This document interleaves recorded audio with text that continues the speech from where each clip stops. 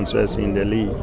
And obviously, as we get more sponsorship and more support from corporate Ghana, the only beneficiaries has to be the key stakeholders, the clubs, and then the grassroots football. So that's a testament to the strong belief that sponsors have in the administration of football.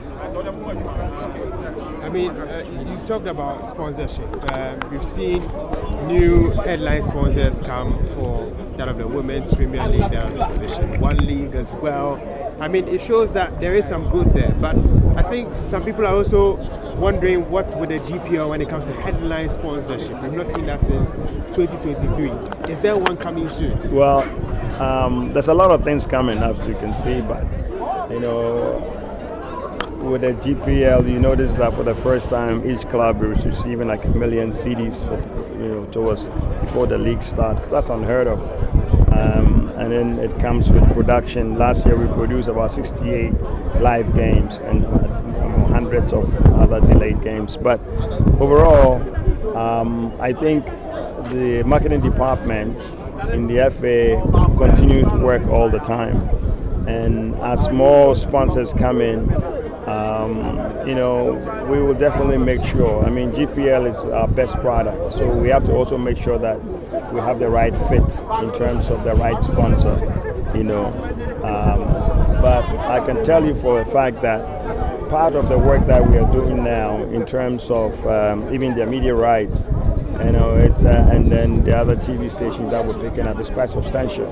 So even though we may not necessarily have like a headline sponsor, but there are other work that's going on there for you to see the benefits that the teams are currently enjoying.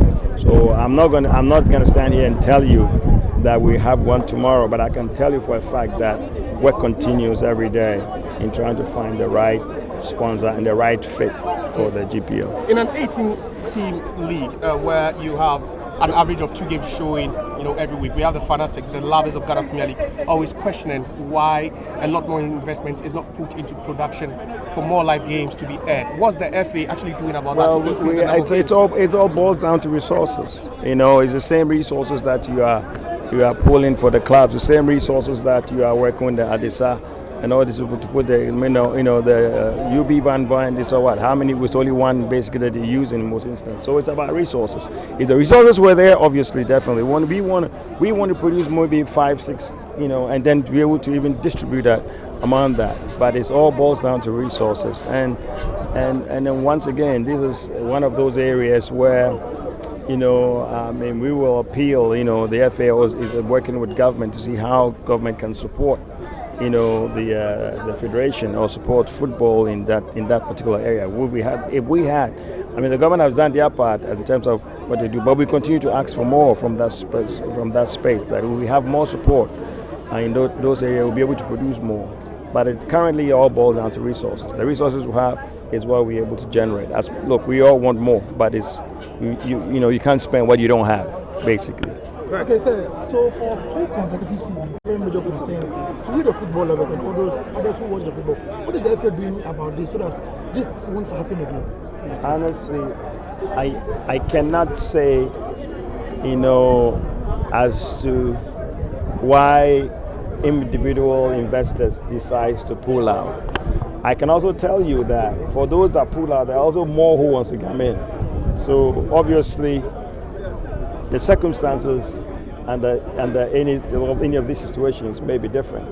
So I will not stand here and generalize that it's some kind of phenomena or some kind of underlying specific issues that everybody has their issue. But I can also tell you for a fact that there are a lot of clubs who want to go to. I want to go to Premier League. My club wants to go to Premier League, and I'm dying to go to Premier League. And we're doing everything that we can, but we have to follow the process, and football is governed by statutes and principles and regulations. So everybody has to follow, regardless of whether I'm the vice president or the president. We all follow the same rules, So to me, that's the most important thing. Without it, we have chaos. Sir, I agree with you. Every club would like to be in the Ghana Premier League.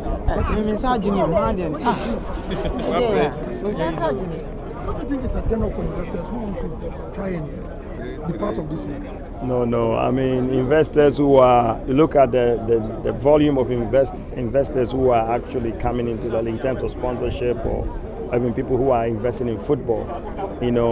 Football is in Ghana. It's our bread and butter. Football is our religion, aside from our core religion. But it's what we breathe, and this country is all about football. So I think, in all honesty, people want to be in a league that follows the rules. People want to be in a league that's exciting, right? People want to be in a league that they want to see it on weekends. I mean, if you go to some of the centers, Takwa, you go to some of the areas, Bando and all that, you'll be amazed the number of people that go and watch a game.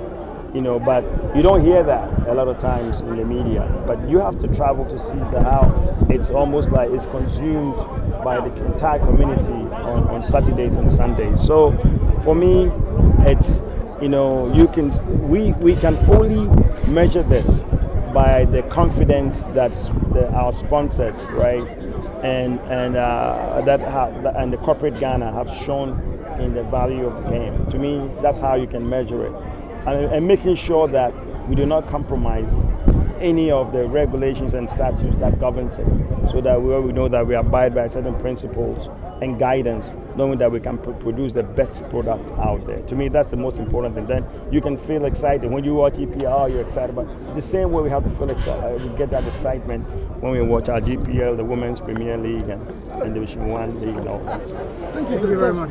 Thank you.